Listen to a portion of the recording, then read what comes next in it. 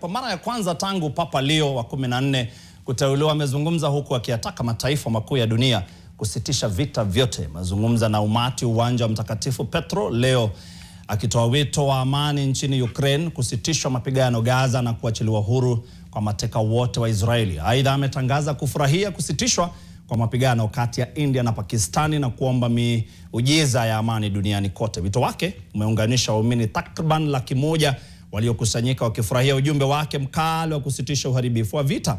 Pia amekumbuka kumbukumbu ya umri wa miaka 80 ya kumalizika kwa vita vikuu vya pili vya dunia vilivyosababisha vifo takriban milioni 60, akitoa tahadhari kuhusu athari mbaya za migogoro ya kijeshi. Porto nel mio cuore.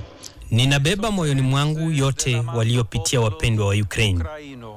Mapigano yakome na jitihada zote zitumike kufikia amani ya kweli, ya haki na ya kudumu. Mateka wote waachiliwe huru na watoto warudishwe kwa familia zao. E i bambini possano tornare alle proprie famiglie. Mi addolora profondamente. Nina huzuni kuu na kinachotokea ukanda wa Gaza kunaacha moto mara moja. Msaada wa kibinadamu utolewe kwa wanajeshi na raia walioteseka, na mateka wote waachiliwe huru. Nimefurahia matangazo ya kusitishwa kwa mapigano kati ya India na Pakistan. Makubaliano ya kudumu yaafikiwe hivi karibuni. Si possa presto giungere a un accordo durevole.